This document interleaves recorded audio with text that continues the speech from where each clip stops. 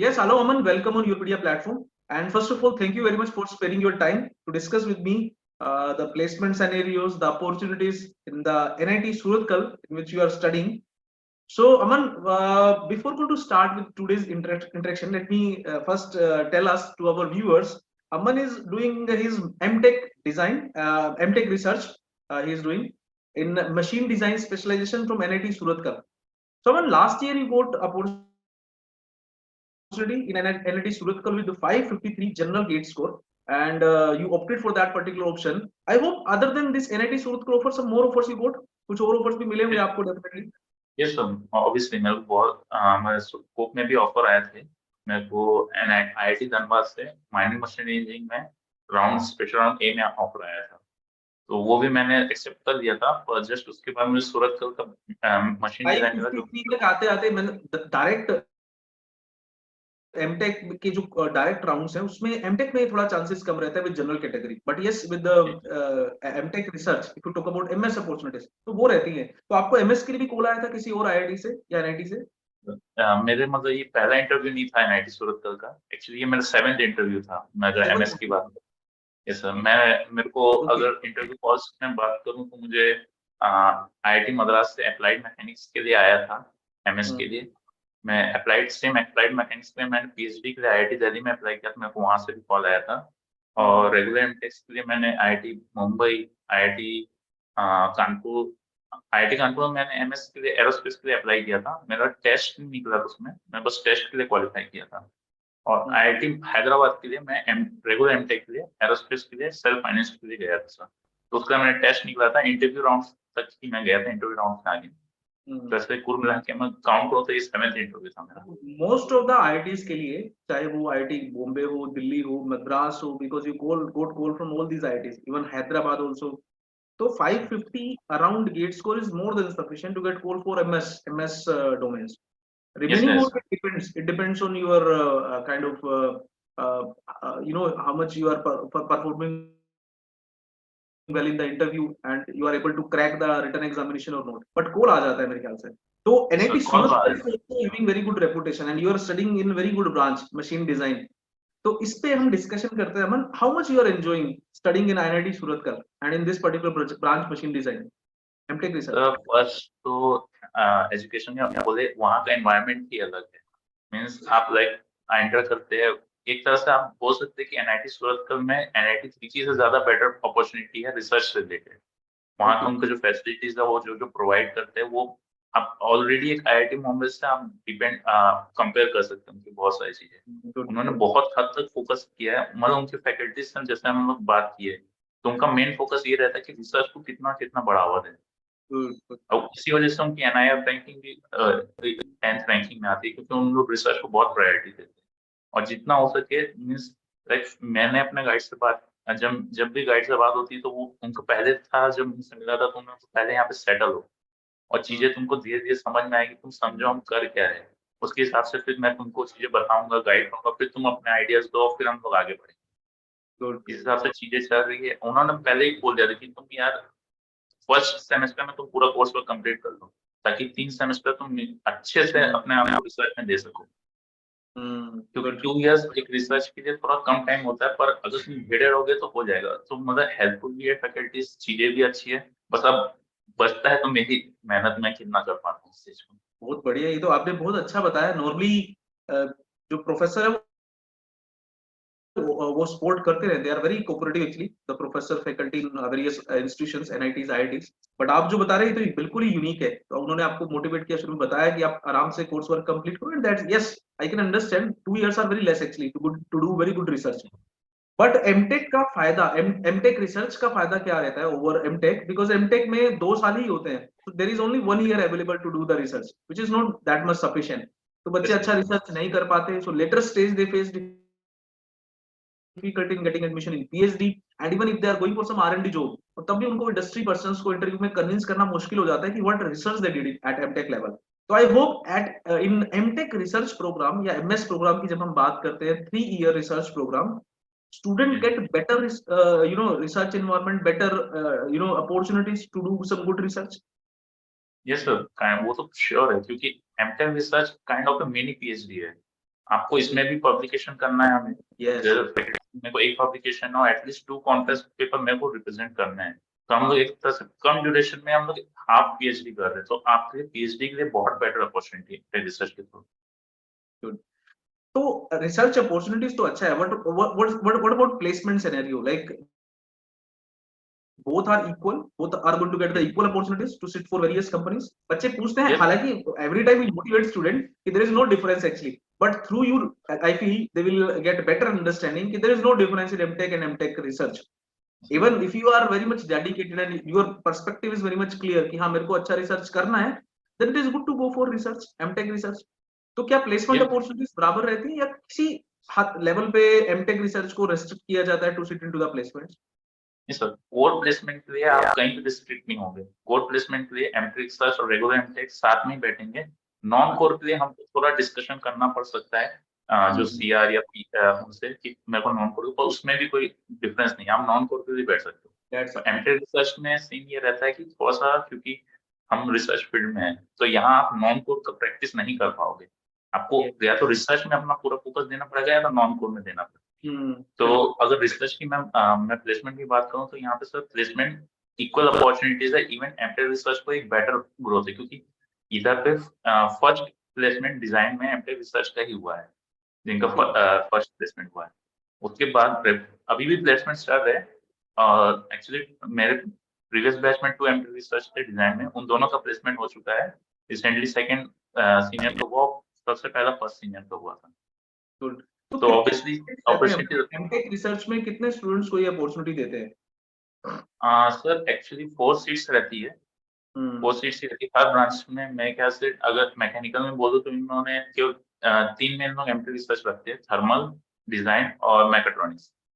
तो हर डिपार्टमेंट में कम से कम 4 सीट्स मिनिमम होती है। 4 सीट्स रहती हैं, 4। हाँ, ओके। तो उसमें से other facilities are same. You are also getting the same stipend which MTech students are getting. Stipend भी same है, सब सेम है, रेगुलर एमटेक की तरह हमें स्टाइपेंड मिलता है। तो आपको वो 2.5 ईयर के लिए मिलता है या 3 इयर्स के लिए मिलता है स्टाइपेंड? नहीं सर, वो एक्चुअली हमारा वो 2 इयर्स के लिए ही है, स्टाइपेंड 2 इयर्स के लिए है। स्टाइपेंड जो है वो 2 इयर्स के लिए रहता है।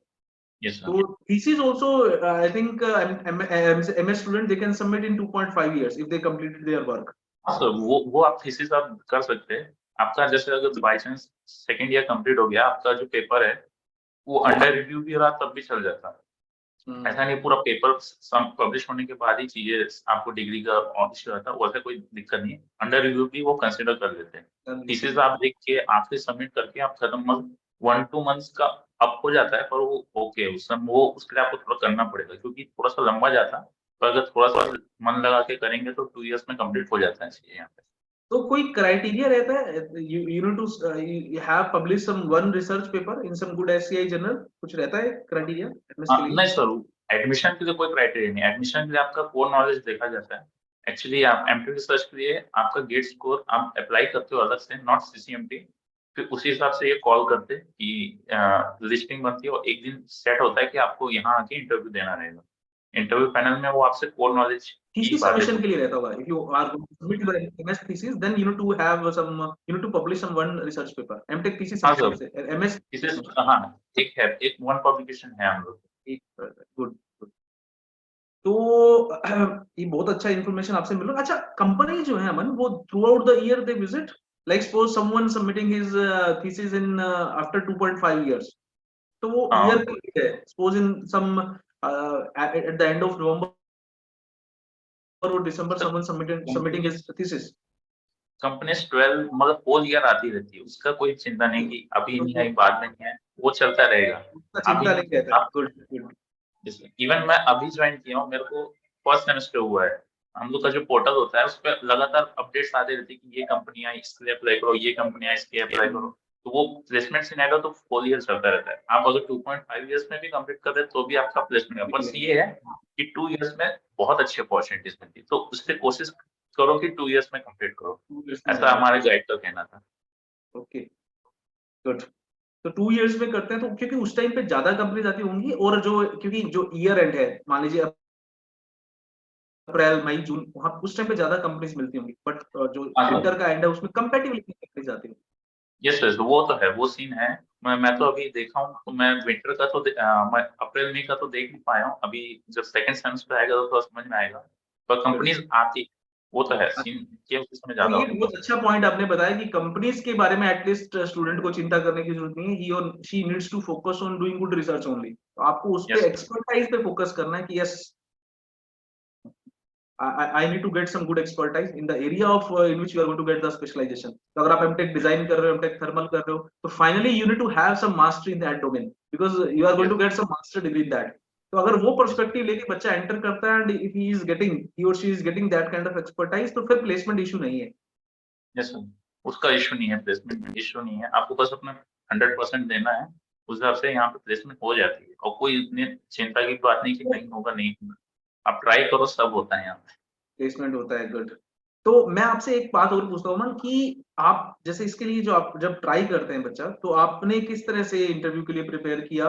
क्या फंडामेंटल सब्जेक्ट्स हैं जो बच्चों को एमटेक डिजाइन के लिए स्पेशली कवर करने पड़ते हैं? हाँ सर, मेनली ये होता है कि बेसिक आप पहले ये तो जान लो कि स्ट्रेस स्ट्रेन का फिजिकल सिग्निफिकेंस क्या होता है, कि वो वहाँ पे मेन चीज तो कोई भी बता देता है चीज के, पर उसमें एक्चुअल में होता क्या है वो आपको थोड़ा सा ध्यान रखना पड़ेगा। मेन चीज हो जाती है डिजाइन में कि आपकी, जैसे अगर मैं बेसिक्स की बात करूँ तो स्ट्रेस स्ट्रेन ग्राफ आपका पूरा क्लियर कट होना चाहिए कि कोई भी पॉइंट पे अगर ये चीज हो रहा है तो क्या हो रहा है, क्योंकि यस, वो गेट लेवल का नहीं पूछेंगे कि आप सॉल्व करो ये आंसर निकालो, वो नहीं रहेगा। यस। सर मैं अपना इंटरव्यू बता रहा हूँ, पैनल में घुसे एटलीस्ट 20 फैकल्टीज थे पूरे पैनल में। उन्होंने, मैं गया, मैं ओके, इंट्रोडक्शन दिया, 20 उसके फैकल्टीज। बाद ये सर 20 फैकल्टीज थे, मेरा सबसे ओके। पहला इंटरव्यू था, पूरे 20 फैकल्टीज थे। मैं गया, मैंने अपना इंट्रोडक्शन दिया, इंट्रोडक्शन देने के बाद मैं चेयर से उठा, उसके बाद मैं बैठा नहीं हूँ, जितना हुआ है मैं व्हाइट बोर्ड में उनको एक्सप्लेन किया हूँ। मैंने स्ट्रेस स्ट्रेन ग्राफ पूछा, मैं थ्योरी ऑफ फेलियर्स के बारे में पूछा, और कुछ कुछ मेरे को एफएम रिलेट बहुत सारी चीजें पूछी। तो ये वो चलता ही था, और कम से कम अराउंड 15 से, मेरे को टाइम नहीं पता चला, पर जो बाहर के लोग थे उन्होंने बोला कि भाई तुम्हारा एटलीस्ट 15 से 20 मिनट चला है इंटरव्यू। तो वो पूरा वो कोर नॉलेज पे ही वो पूरा इंटरव्यू जाता है। But I feel they ask very good question, but they are going to ask you fundamental basic question only, which generally we study yes. at yes. BTech. But yes. थोड़ा सा उसका fundamental knowledge, in depth knowledge होना चाहिए। आप stress ten कर रहे हो, that is yes. There in our curriculum BTech level पे, but it is yes. Not like that कि आप सिर्फ उनको पॉइंट्स बता दें। You need to have some clear cut understanding कि ये स्ट्रेन हार्डनिंग क्या होता है, कैसे हार्डनिंग होती है, फिर स्ट्रेस टेन कर अलग अलग मटेरियल्स का कैसे आप कंपैरेटिव कर सकते हो। तो यस, यस। तो कुछ एरियाज है जैसे हम बच्चों को जब सजेस्ट करते हैं डिजाइन डोमेन के लिए वो जाते हैं, तो theories of failure, stress strain curve जो है, प्रॉपर्टीज हैं। ओके, तो these are very important topics from strength of material. तो आपने भी कुछ सिलेक्टिव टॉपिक्स पे फोकस किया था यू, या आपने पूरा सिलेबस यू कवर्ड? सर मैं सॉन्ग पूरा कंप्लीट करके गया था, जितना हो सके, क्योंकि कोई फिक्स नहीं है कि ये कहाँ से भी पूछ सकते थे, सॉन्ग का कोई वो नहीं है, पर मेनली जहाँ पे आपको अपना बेसिक नॉलेज क्लियर होता है उस पे मैं ज्यादा फोकस किया था। एक्चुअली क्या था, मेरे लास्ट 5-6 इंटरव्यूज थे, तो उसमें मेरा प्रैक्टिस होती ही जा रहा था, भले वो क्लियर नहीं हो रहे थे, पर हर इंटरव्यू में मैं कुछ सीख रहा था कि ये मेरा छूट गया, ये उन्होंने पूछा, ये मैं ये नहीं बता पाया, तो मैं उसको प्रिपेयर करता था, फिर मैं ऐसे करके मैं प्रिपरेशन होती रही। It is required actually. I also when I interact with student, I motivate them to appear in interviews because जब हम इंटरव्यू में appear होते हैं, that kind of real experience we are going to get, है ना? तो वो आपको लाइफ टाइम हेल्प करता है। The exposure which you got, that will help you even if you are if you will go for some kind of job interview also. तो अभी आपका जो मैच्योरिटी लेवल है वो कुछ अलग है, because you are now you appeared, you faced those kind of experts 7-8 times. तो वो एक कॉन्फिडेंस जो आप गेन करते हो वो आपको सर्व करता है। तो अमन, क्या रिसोर्स आपने यूज किया? अभी रिसोर्स पे आता है, मींस हम जो बोलते हैं, हम we provide some kind of marathon classes and I hope you also watched marathon yes. Classes of स्टोम एंड अदर डिफरेंट सब्जेक्ट्स। तो वो किस हद तक आपको हेल्प करती है, और उससे अलग अगर आपने कोई और रिसोर्स यूज किया है, any particular standard textbook, yeah, any other resource that you can share with our viewers, because that is going to help all the students who are going to prepare for MTech research design domain. Sir पहला तो ये था कि gate के लिए जो prepare किया था वो नोट्स है, पर वो नोट्स काफी नहीं, मीन्स वो क्या है, वो गेट के हिसाब से, गेट के हिसाब की चीज वो इंटरव्यू में नहीं पूछी। जो ईओपीडिया का एक मैंने मैराथन पूरा कंप्लीट किया था सॉन्ग का, क्योंकि उसमें वो बेसिक्स की पूरी बातें की थी। अब क्या है, कोर है, मतलब इंटरव्यू का बहुत अलग होता है गेट से, गेट एग्जाम से, तो वो मेरे को बहुत हेल्प किया था।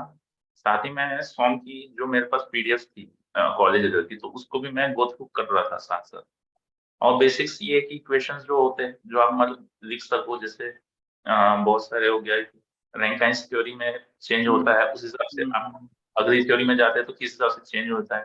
मेन जो हम यूज कर रहे हैं वो क्यों कर रहे हैं, वो बेसिक्स हमेशा याद करना पड़ेगा। तो रटने से काम ये नहीं होता है इंटरव्यू में, इतना मैं समझ गया। Understanding you need to develop. Understanding होना बहुत जरूरी, क्योंकि वो रटा हुआ ज्ञान वो बिल्कुल नहीं पूछा उन्होंने इंटरव्यू में, जितना मुझे याद है। क्योंकि टाइम तो बहुत हो गया, जून में हुआ था मेरा इंटरव्यू, तो मेरे को सब चीजें तो याद नहीं उन्होंने क्या, पर इतना याद है कि मेरा रटा हुआ कुछ भी वहाँ काम नहीं है, जो मेरे को समझ था मैं वही बता पाया। चलिए, तो अभी मेरा लास्ट क्वेश्चन है मन आपसे। ये सुन, अब बच्चे जो डिजाइन में जाते हैं, like they need to have some understanding of some softwares like SolidWorks, ProE, CATIA, उनको इस तरह के सॉफ्टवेयर्स आने चाहिए, या even if they don't know how to use those software but they want to make their career in that same area, तो क्या उनके लिए कंफर्टेबल रहता है?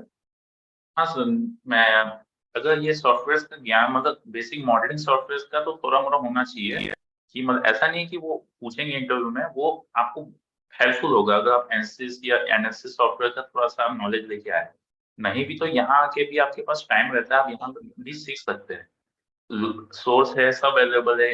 मस्त आपको एनएसएस के लिए भी यहाँ पे लाइसेंस सब मिल जाता है, मैटलैब सीखने के लिए भी आपको लाइसेंस रहता है। आप सोर्स से सीख भी सकते हैं, ई लाइब्रेरी में भी बहुत सारे कोर्सेज हैं, तो वो हो सकते हैं। वो प्रीरिक्विजिट नहीं है, पर वो अगर होगा तो बेटर है, आप ज्यादा अच्छे से कर पाओगे। In interview you will be able to highlight that and then only they are going to ask you the question, because अगर आपके आपने कोई कोर्स नहीं किया then they are not going to ask you question from that, but yes suppose sir, if you are अगर mentioning आप in your introduction part कि sir I am having some certificate, I completed some 6 hours course in that particular software, SolidWorks or any other thing, then they can ask you some basic fundamental questions. Yes sir, वो है, आप जैसे बताएंगे तो उस हिसाब से वो क्वेश्चन पूछेंगे, वो रिक्वायरमेंट नहीं है कि वो होना भी Requirement चाहिए। नहीं। Okay. पर हाँ, वो ये है कि आप जैसे यहाँ आगे करोगे तो आपको वो चीजें सीखनी पड़ेगी। जैसे अगर डिजाइन पर्टिकुलरली बोलो तो तो अभी एनालिसिस अभी डिजाइन में जो लोग आने। रिसर्च कर अभी जो यस सर। डिजाइन में जो लोग रिसर्चेस करते हैं वो किस तरह की रिसर्चेस हैं, क्या मेजर एरियाज हैं डिजाइन में जिसमें लोग रिसर्च कर रहे हैं, और सर आपने अगर क्या सीनियर्स एरिया के, चूज किया है? मेरा एरिया फाइनाइट एलिमेंट मेथड्स पे है सर। तो हम्म, उसी पे होगा, हम कोई एक मटेरियल लेंगे, उसके हिसाब से उसको अलग, उसमें कुछ मटेरियल चेंज करके उसको अलग एप्लीकेशन में उसके ऊपर अपना आगे होने वाला है। जो मैं वाइब्रेशन कंट्रोल, अगर मैं अपना पर्टिकुलर फील्ड की बात करूँ, जैसे हम्म, अगर दूसरे फील्ड में जाऊँ तो कोई मैग्नेटो एमआर फील्ड्स पे भी रिसर्च यहाँ पे चल रहे हैं, तो उस पे एक चलता है।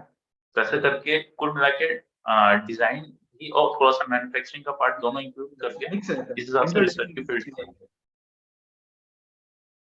अमन, कई बार जब हम एमटेक रिसर्च के लिए जाते हैं वी सजेस्ट टू स्टूडेंट कि it is good to go through the profiles of various professor, what kind of researches they are doing, और यस सर। आपका किस तरह की रिसर्च में इंटरेस्ट है, तो आपने भी क्या सिमिलर काइंड ऑफ एक्सरसाइज किया था, एंड हाउ हाँ सर, मच मैंने exercise helped you in cracking the interview? Sir actually मैंने 2 फील्ड्स के लिए अप्लाई किया था, थर्मल के लिए भी अप्लाई किया था और डिजाइन के लिए भी। तो मैंने मोस्टली जो वो ज्ञान था मैंने थर्मल का ही देख के गया था कि फैकल्टीज की क्या चल रहे हैं, कैसे हैं। तो वो मैंने, उन्होंने एक बार पूछा था कि तुम किस में जाना चाहते हो? तो मैंने 1-2 फील्ड मेरे को थर्मल में अच्छे लगे थे, तो मैंने उनको बताया था ऐसे-ऐसे करके। ओके। बाकी वो डिजाइन में भी आप वही चीज़ कर सकते हैं, क्योंकि उनको भी समझ में आता है कि हाँ भाई ये थोड़ा देख के आया है, इसको क्या करना है, कैसे करना है। तो डिजाइन में भी मैं 1-2 फील्ड देख के गया था, पर उन्होंने पूछा थर्मल के लिए ही था मेरे को, कि तुम क्या करना चाहते हो? कुछ देख के आए हो साइट में ऐसे टाइप से। ओके, तो आपका इंटरव्यू एक ही हुआ था for both thermal design as such, they हाँ शो सर, वो for the entire department? Actually जो वहाँ पे गेट स्कूल में जो गेट के थ्रू आए थे उनका डायरेक्ट इंटरव्यू उन्होंने दिया था, और जिन्होंने मल्टीपल फील्ड्स के लिए अप्लाई किया था, जिसमें मैंने थर्मल और डिजाइन, तो उनका उन्होंने पहले इंटरव्यू दिया। तो पहले उन्होंने थर्मल का दिया और सेकंड जस्ट जैसे ही थर्मल का वो हो गया उनके क्वेश्चन, तो उन्होंने फिर डिजाइन पूछा। So placement opportunities are also equally good in this mechatronics and thermal, similar to yes sir, design. Actually अगर मैं बोलूँ तो थर्मल थर्मल थोड़ा सा थर्मल डिजाइन थोड़ा ऊपर नीचे होता है, मोस्टली डिजाइन करता है, पर मैकेट्रॉनिक्स ऐसा है कि वो इमर्जिंग है। मैकेट्रॉनिक्स में थोड़ा कोर्स वर्क बहुत टफ है, पर मैकेट्रॉनिक्स में प्लेसमेंट के चांसेस और थोड़े हाई होते जा रहे हैं design. Yes. Yes. Okay, good. So mechatronics, data science kind of domain, I think इनमें तो placement opportunities अच्छा है ही है अभी का जो scenario.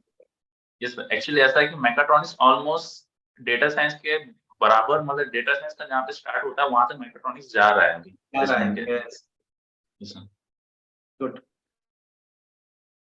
But initially student will face difficulty because the domain is not that much directly into mechanical domain, but if they are entering they will get the exposure, and slowly they will be Yes, sir. become adaptable to that domain, and if they are getting expertise in that area then placement opportunities are very good. That we are predicting also, because in Yes, sir. बहुत- IIT Patna also mechatronics में बहुत अच्छा placement बच्चों को मिल रहा है IIT Patna में, और Yes, other sir. IITs में भी mechatronics में there are placements are very very good. तो उनका कोर्स वर्क इतना मतलब रिजिड है कि वो है प्लेसमेंट तो आ ही जाएगा, पर कोर्स वर्क थोड़ा टफ रहेगा, उसके लिए थोड़ा करना पड़ेगा, पर प्लेसमेंट बहुत अच्छा है मैकेट्रॉनिक्स में अगर मैं कंपेयर करूं। Sorry. So Aman, very good information actually. I go through you, and I feel definitely it is going to help the so many students who are going to look into these kind of MTech and MTech research domain, because बच्चे जब BTech level पे होते हैं they are not having that kind of exposure. So it is good to share these kind of information with them so that they will get the motivation कि इस score के साथ भी मेरा कुछ अच्छा बन सकता है. It is not good to take gap every year. You can try for 1-2 year for getting into the PSUs or any other competitive examination, but it is not good actually कि आप 3-4 साल ड्रॉप ही करते रहे. You can make very good career actually after getting into very good NITs and IITs also.